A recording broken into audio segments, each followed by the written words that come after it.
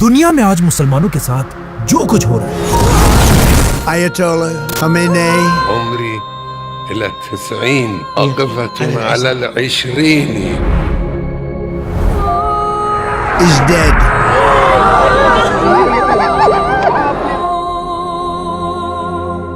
इस सब के बारे में आज से 1400 साल पहले एक दिन आप सल्लल्लाहु अलैहि वसल्लम ने सहाबा से कहा, दुनिया में एक वक्त ऐसा आएगा कि जब दुनिया की बाकी कौम We have the right man, we have the right leader of Israel. मिलकर मुसलमानों पर ऐसे हमले करेंगे We have hit hundreds of targets in Iran. जैसे कि लोग मिलकर किसी खाने की दावत पर जाते हैं। जिस पर एक सहाबी ने आप सल्लल्लाहु अलैहि वसल्लम से पूछा कि क्या हम मुसलमान उस दिन दुनिया में बहुत कम होंगे, इसलिए ये लोग हम पर ऐसे हमला करेंगे। लेकिन आप सल्लल्लाहु अलैहि वसल्लम ने कहा नहीं, बल्कि उस वक्त तो मुसलमान दुनिया में बहुत ज्यादा होंगे, लेकिन तुम मुसलमानों की दुनिया में मिसाल ऐसी होगी जैसे किसी पानी पर गंध और झाग पड़ी हुई होती है।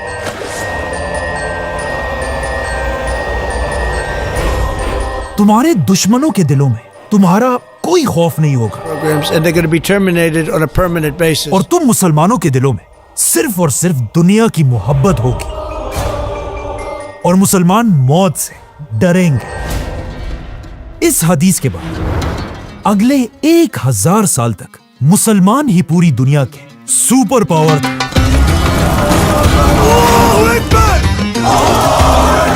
और इन 1000 सालों के दौरान पूरी दुनिया की कौम मुसलमानों की ताकत और फौजों से कामती थी।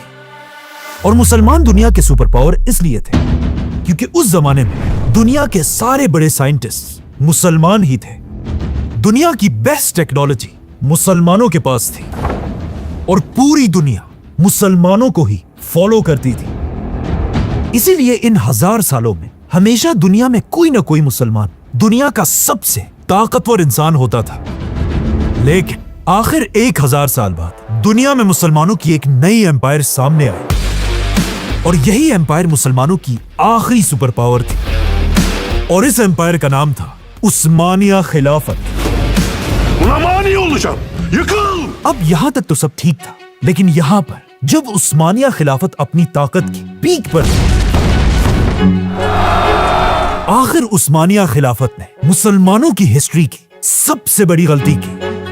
उस्मानिया खिलाफत के दौर में अचानक यूरोप में एक नई टेक्नोलॉजी इजाद हुई जिसका नाम था द प्रिंटिंग प्रेस।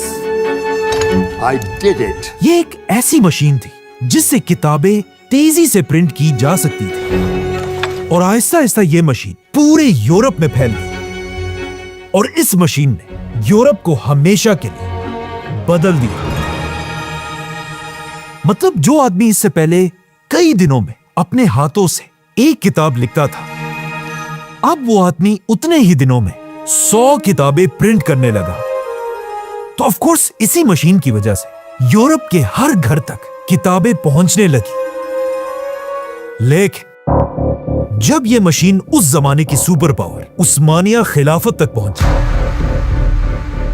उस्मानिया खिलाफत के स्कॉलर्स और उलमा ने कहा कि यह टेक्नोलॉजी प्रिंटिंग प्रेस हराम है। तो अब मुसलमान उसी पुराने तरीके से किताबें आहिस्ता आहिस्ता लिखने लगे और इसके मुकाबले में यूरोप में तेजी से लाखों किताबें प्रिंट होने लगी। इस मशीन से पहले यूरोप में सिर्फ मर्द ही किताबें पढ़ सकते थे, लेकिन अब जब पहली बार यूरोप के हर घर तक किताबें पहुंचने लगी, पहली बार यूरोप की औरतें भी ये किताबें पढ़ने लगी और यहीं से यूरोप में एक बहुत बड़ा चेंज आया, क्योंकि अब यूरोप की इन एजुकेटेड औरतों ने अपनी नई जनरेशन की तरबियत करना शुरू की। और जब इन पढ़ी लिखी माओं की वजह से यूरोप में एक नई जनरेशन सामने आई, इसी नई जनरेशन में दुनिया के सबसे बड़े साइंटिस्ट पैदा हुए, जैसे कि गैलीलियो, आइजैक न्यूटन और एडिसन जैसे बड़े बड़े साइंटिस्ट। ये वो पॉइंट था जिससे पहली बार पिछले 1000 साल में आहिस्ता आहिस्ता यूरोप मुसलमानों से आगे बढ़ने लगा। और जब यूरोप में ये सब कुछ हो रहा था, यहां मुसलमान उन्हीं शिया सुन्नी बहसों में पड़े रहे जिस तरह आज पड़े हुए हैं। टाइम निकालो, ये फिर बोल रहे हैं। और यहां से रसूलुल्लाह सल्लल्लाहु अलैहि वसल्लम की हदीस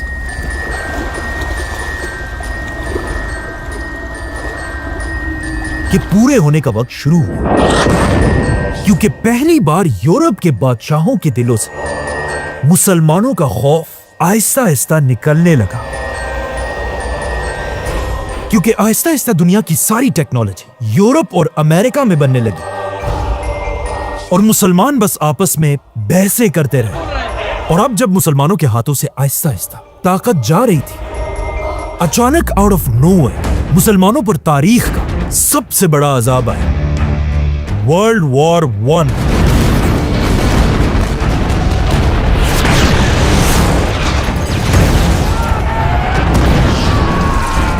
वर्ल्ड वॉर 1 के बाद वो मुसलमान जो किसी जमाने में दुनिया के सबसे बड़े सुपर पावर थे,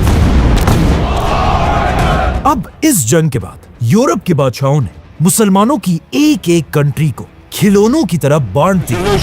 Of the Dutch Committee for Palestine. आपस में ऐसे बांट दिया जैसे किसी दावत पर खाना बांटा जाता है। और फिर इन सुपर पावर्स ने मिलकर पहली बार मुसलमानों के फलस्तीन में एक नई रियासत has बनाई, made its decision on Palestine. Israel.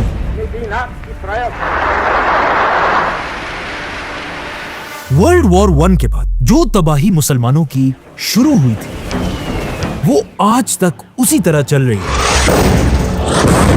लेकिन मुसलमानों की इस तबाही में भी कुछ मुसलमान लीडर्स ऐसे आए हैं जिन्होंने इन सुपर पावर्स की आंखों में आंखें डालकर उन्हें चैलेंज किया था और दुनिया में मुसलमानों के लिए एक बार फिर आवाज उठाई थी। दुनिया का पहला लीडर जिसने मुसलमानों के लिए आवाज उठाई, उसका नाम था सऊदी अरब का बादशाह शाह फैसल।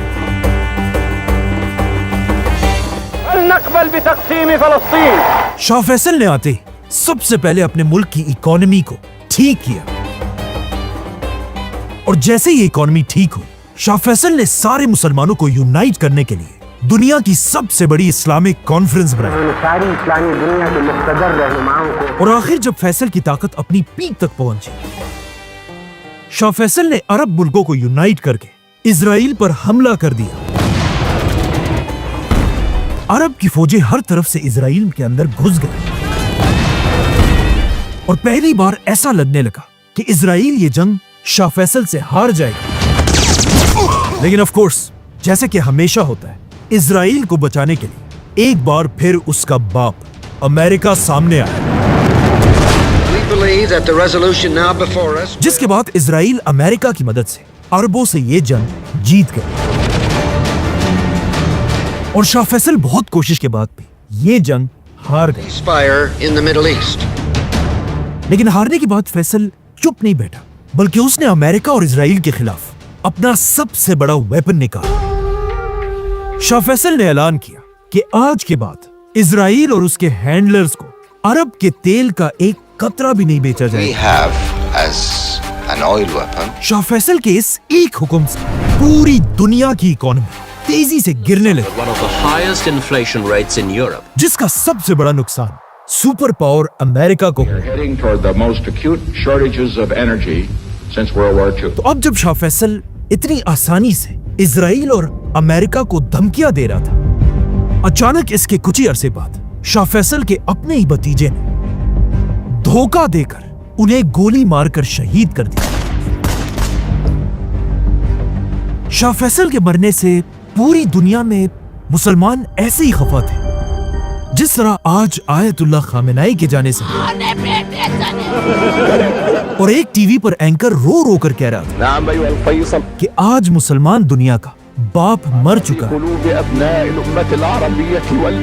शाह फैसल के बाद अब मुसलमान दुनिया में ऐसा कोई भी लीडर नहीं था जो मुसलमानों के लिए आवाज उठाए।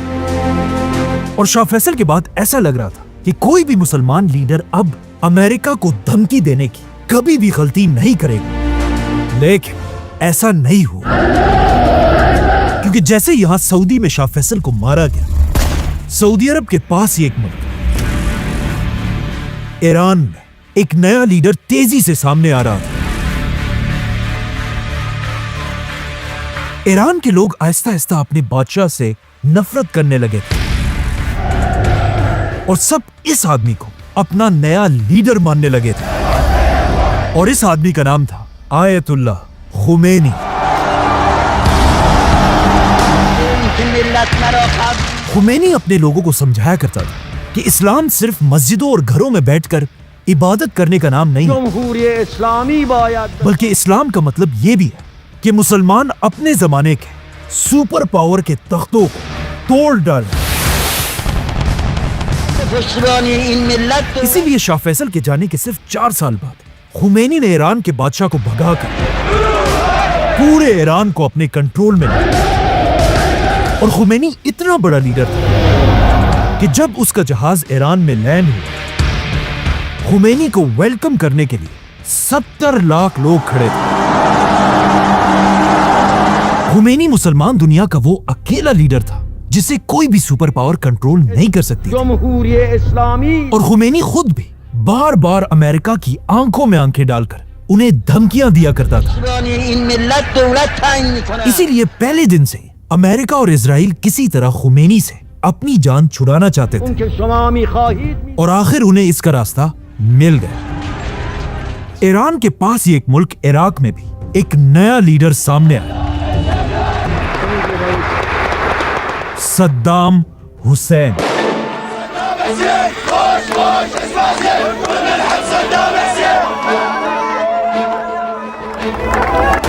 सद्दाम हुसैन ने आते अमेरिका और इजराइल के कहने पर ईरान के खुमैनी पर हमला कर दिया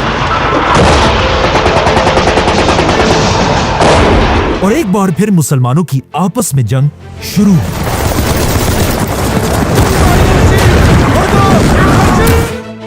सद्दाम हुसैन का हमला इतना बड़ा था कि खुमैनी की फौजें आहिस्ता आहिस्ता पीछे हटने लगी और ऐसा लग रहा था कि सद्दाम हुसैन खुमैनी से यह जंग जीत जाएगा। यहां तक कि सद्दाम हुसैन ने खुमैनी को टीवी पर आकर दज्जाल भी कहा। अब जब सद्दाम और खुमैनी की यह जंग चल रही थी, अचानक ईरान में सद्दाम हुसैन को सपोर्ट करने वाले एक ग्रुप ने ईरान के प्रेसिडेंट पर हमला किया, जिससे ईरान का प्रेसिडेंट मर गया। इस हमले में खुमैनी का एक और भी स्टूडेंट बुरी तरह जख्मी हुआ था और उसका हाथ इस हमले से हमेशा के लिए पैरालाइज हो चुका था। इस स्टूडेंट का नाम था अली खामेनाई।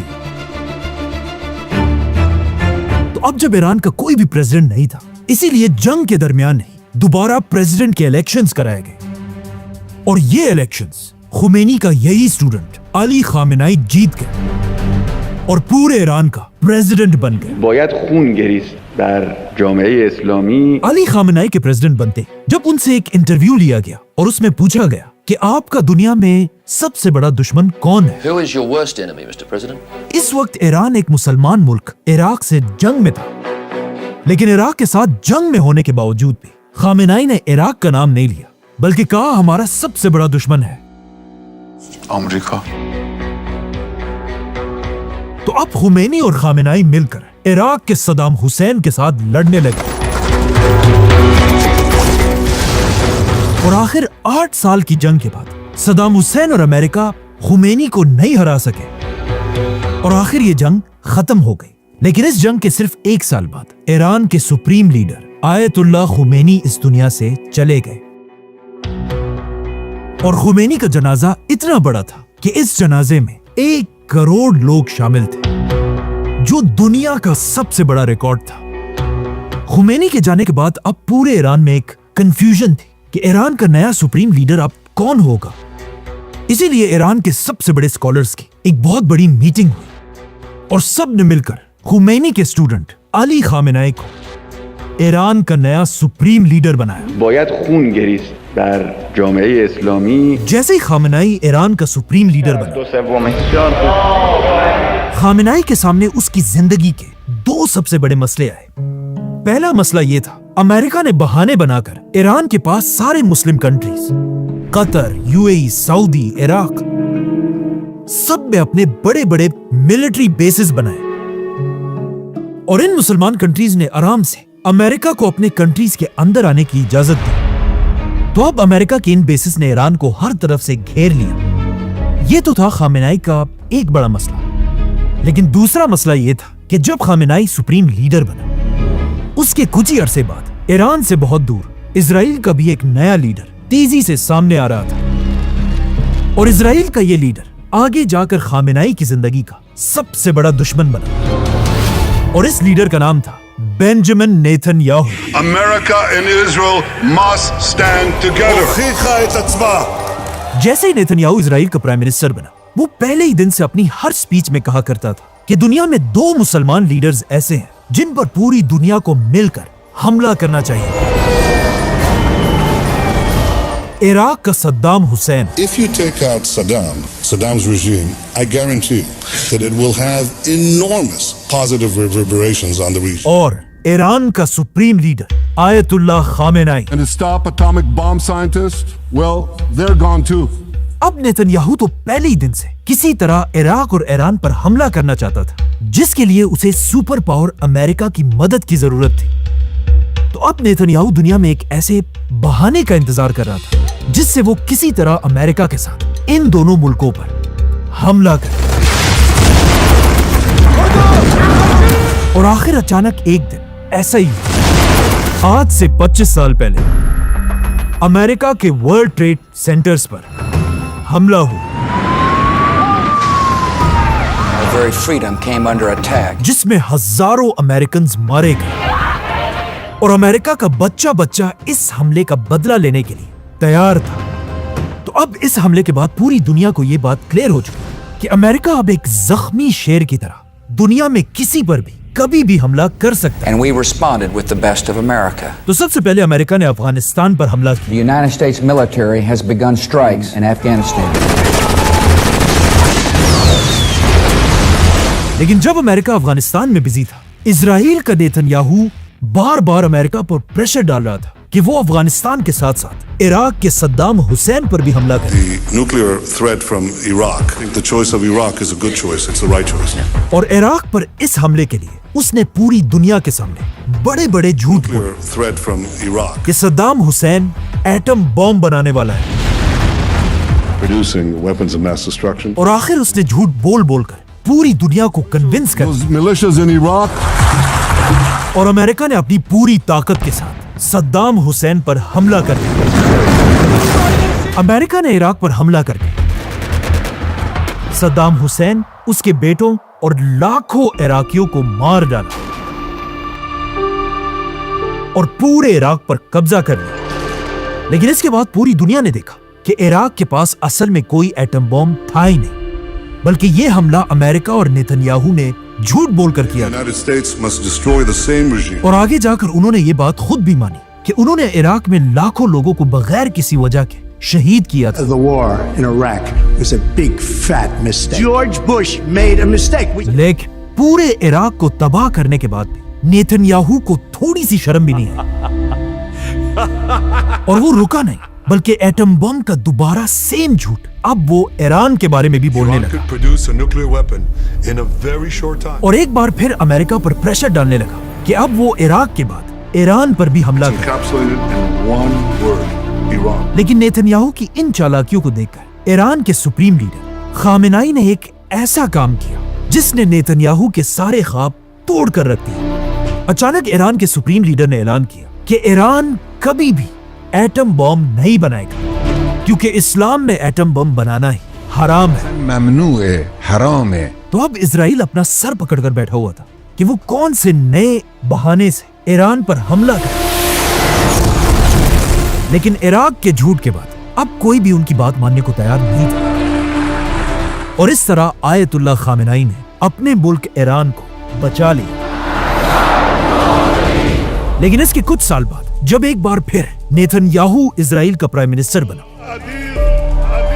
एक बार फिर वो दोबारा ईरान पर एटम बॉम्ब का झूठा इल्जाम लगाने लगा। Iran was rapidly developing a massive nuclear weapons program. और हर साल कहने लगा कि सिर्फ कुछ महीनों में ईरान एटम बम बनाने वाला है। In a very short time. और पिछले 25 साल से बार बार नेतन्याहू अमेरिका पर प्रेशर डालता रहा Iran must be stopped. कि बिल्कुल इराक के सद्दाम हुसैन की तरह If you take out Saddam, America इस बार ईरान पर भी हमला करे। Iran has not given up its nuclear ambition. लेकिन पिछले 25 साल से अमेरिका ने इराक में की गई गलती को George Bush made a mistake. दोबारा नहीं दोहराया। और अमेरिका में एक शख्स ऐसा था जो हमेशा ईरान पर हमला करने के सख्त खिलाफ था, Donald Trump. I will not allow it. It's not going to happen. Not allowing Israel. Trump हमेशा से कहता था कि हमें ईरान पर हमला नहीं बल्कि उनसे डील करनी चाहिए। Well, I'd love to avoid the conflict. लेकिन जब भी अमेरिका और ईरान किसी भी डील के लिए आपस में मीटिंग करते थे, Negotiate a peaceful resolution. Israel हमेशा इस मीटिंग को खराब करने की कोशिश करता रहता था। Iran has not given up. आखिर जब आज से कुछ साल पहले ट्रंप अमेरिका का नया प्रेसिडेंट बना, नेतन्याहू अब ट्रंप पर भी ईरान पर हमले के लिए प्रेशर डालने लगे। Iran must be stopped. लेकिन ट्रंप ईरान पर हमला करने के लिए तैयार नहीं था। अब जब अमेरिका ईरान पर हमला नहीं कर रहा था, आज से 2 साल पहले इजराइल के फॉर्मर प्राइम मिनिस्टर ने एक इंटरव्यू में कहा Who was the 13th Prime Minister of Israel? कि अब और हमारा बर्दाश्त खत्म हो चुका है। And I'll say straight at this point, we need to topple the Iranian regime. Iran बिल्कुल एक ऑक्टोपस की तरह है, Against Iran, and I called it the octopus. जिसका सर खुद ईरान है और उसके हाथ इजराइल के हर तरफ फैले हुए हैं। With its arms all across the Middle East.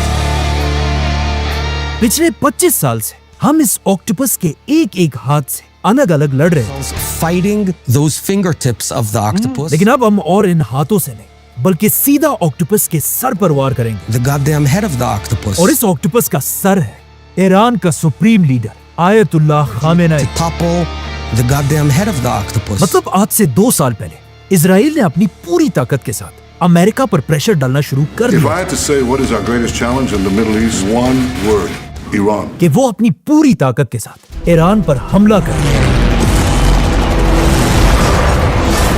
लेकिन ट्रंप का तब भी वही पुराना स्टांस था। यहां तक कि कहा जाता है नेतन्याहू के प्रेशर से तंग आकर एक दिन डोनाल्ड ट्रंप ने अपने सोशल मीडिया पर नेतन्याहू के खिलाफ एक पोस्ट भी शेयर की। The president-elect shared a video criticizing Israeli Prime Minister Benjamin Netanyahu. He's a deep, dark son of a bitch. कि नेतन्याहू अमेरिका को ईरान से जंग के लिए मजबूर कर रहा है। इस पोस्ट के बाद ट्रंप ने इजराइल के खिलाफ ये भी कहा, But I'm not allowing Israel to annex the West Bank. और जब इजराइल ने कतर पर हमला किया तब भी ट्रंप ने नेतन्याहू के खिलाफ ये कहा। I was very unhappy about it. और फिर नेतन्याहू को अपने ऑफिस बुलाकर पूरी दुनिया के सामने नेतन्याहू से कतर के अमीर को फोन कराया और पूरी दुनिया के सामने नेतन्याहू से माफी मंगवाई। We had a phone call today just to. Netanyahu has apologized to the Emir of Qatar. इन सारे बातों से ऐसा लग रहा था कि नेतन्याहू ट्रंप को कंट्रोल नहीं कर सकेगा और ट्रंप अपने 25 साल पुराने स्टांस पर ही खड़ा रहेगा। But I'm not allowing Israel to annex the West Bank. लेकिन फिर आखिर ऐसा हुआ क्या कि अचानक ट्रंप ने अपने 25 साल की बातों को भुलाकर नेतन्याहू की बात मान ली और ईरान पर हमला कर The दिया। United States is ramping up its attacks on Iran.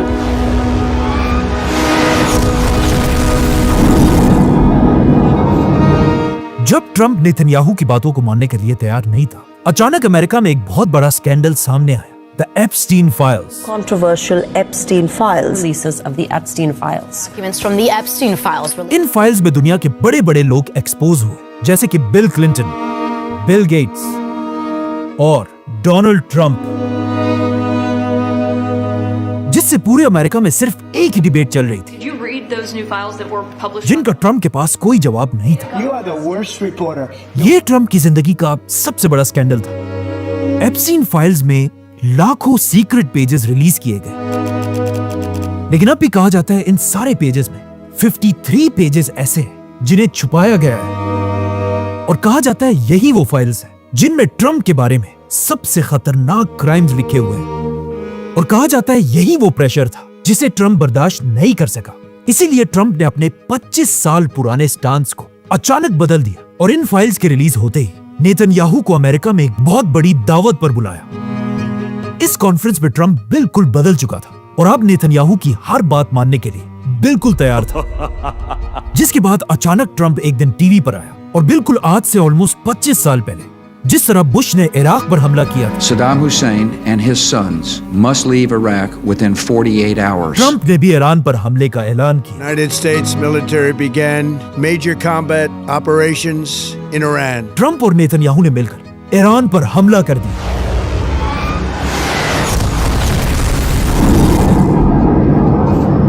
और पहले ही दिन ईरान के एक स्कूल में 160 बच्चियों को शहीद कर दिया। और जैसे ही जंग शुरू हुई, ईरान को भी फाइनली मौका मिला कि वो अमेरिका के उन बेसिस को टारगेट करे जो इससे 40 साल पहले अमेरिका ने मुसलमान कंट्रीज में बनाए थे।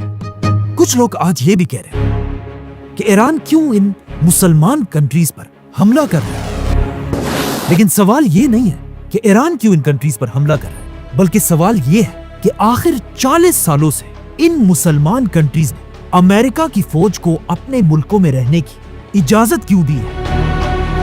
ये वही बेसिस थे जिनसे अमेरिका पूरी मुसलमान दुनिया को हर वक्त धमकाता रहता था। Major combat operations in Iran. इसीलिए आज ईरान ने एक एक करके इन सारे बेसिस पर हमला किया।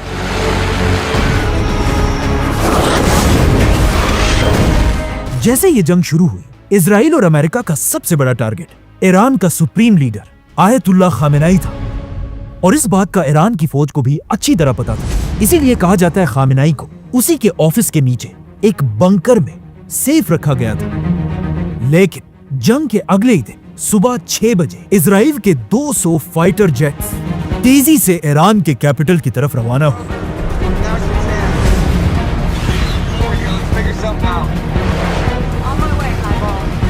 इन जहाजों में ऐसे एडवांस्ड मिसाइल्स लगे हुए थे जो फटने से पहले पूरी की पूरी बिल्डिंग्स को चीर कर अपने टारगेट तक पहुंचते हैं। इसीलिए इन मिसाइल्स को कहा जाता है बंकर बस्टर्स। जैसे ये जहाज खामेनेई के ऑफिस के ऊपर पहुंचे, इन जहाजों ने 30 बंकर बस्टर मिसाइल्स को खामेनेई की बंकर की तरफ फायर किए। ये मिसाइल्स खामेनेई के ऑफिस के फ्लोर्स को तोड़कर उनके बंकर के अंदर घुसे और इस तरह सुप्रीम लीडर आयतुल्लाह खामेनेई, जो ऑलमोस्ट 40 साल से ईरान का सुप्रीम लीडर था, अपने कई फैमिली मेंबर्स के साथ शहीद हो गए।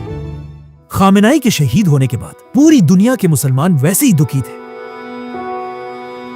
जिस तरह इससे कई साल पहले एक और ग्रेट लीडर शाह फैसल के लिए थे, और जिस तरह शाह फैसल के लिए टीवी पर एंकर ने कहा था कि आज मुसलमान दुनिया का बाप मर चुका है।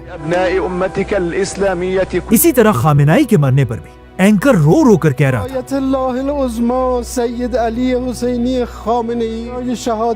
आज दुनिया में 2 बिलियन मुसलमान हैं और इनके मुकाबले में छोटा सा इजराइल, जिसने मुसलमान दुनिया के सेंटर में घुसकर एक बार फिर मुसलमान लीडर को मार डाला। Ayatollah Khamenei is dead.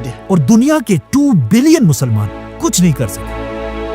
और रसूलुल्लाह सल्लल्लाहु अलैहि वसल्लम की हदीस बिल्कुल सही थी कि एक दिन मुसलमान होंगे तो बहुत ज्यादा, लेकिन उनकी दुनिया में कोई औकात नहीं होगी, और वो ऐसे ही होंगे जिस तरह पानी के ऊपर गंद और झाग होती है। और ये कहानी यहाँ खत्म नहीं होती, बल्कि Iraq, Final moments with ladies and gentlemen, we got him.